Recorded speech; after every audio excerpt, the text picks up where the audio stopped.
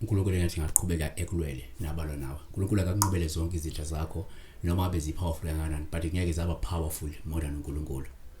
Akunandaba ukuthi abantu abazwayo ngomuthi, abantu abazwayo ngesibhamu, abantu abazwayo ngemmenze, kodwa ke ngeke baba powerful kuNkulunkulu.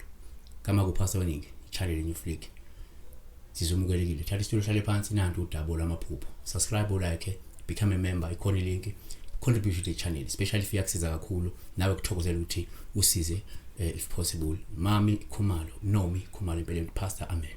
Uphupha unikezwa ithikithi lendiza, unikeza umuntu odumile kakhulu ngabe kusho uyini.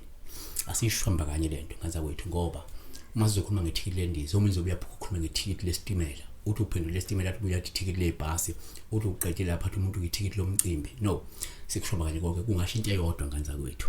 Ithikithi likunikeza access to something.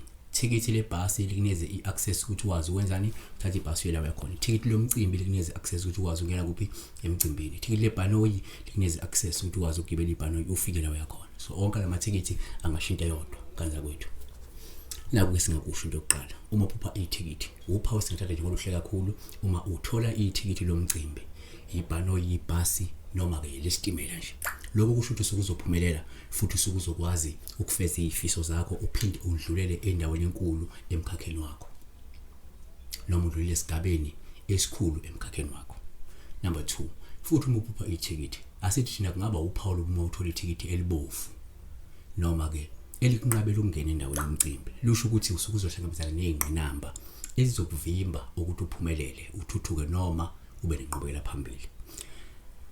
Number 3, futhi uma uphupha ithikithi, sikuthatha njengoPaul hleka khuluma iphoyisa empeleni, sikuthatha njengoPaul ubuma iphoyisa lomgwaqo ligeqabeza ngethikithi. Lokho kusho ukuthi uwonile noma ke unamaphutha, futhi kunesidingo sokuthi uphenduke noma ulungise amaphutha noma ubuyekeze indlela owenza ngayo izinto. Ngale kwaloko uzosithola ubhekene noDalatiya. Number 3, empeleni. Number 4, uma uphupha ithikithi, futhi sikuthatha njengoPaul ubuma iphoyisa lomgwaqo ligeqabeza ngethikithi, lusho ukuthi ungenzeka ukweleta uNkulunkulu mhlawumbe emkhulekweni ethile noma udinga ukuvuselela ubudlelwano noNkulunkulu, lo ubudlelwano bakho noNkulunkulu abahambe kahle. Yabona? Lokho kuzokwenza ukuthi usugcina usuthola ini ukujeza. Asivale ngokuthi ke uma upho futhi ithikithi, kuPaul ubuma iphoyisa lomgwaqo ligeqabeza ngethikithi.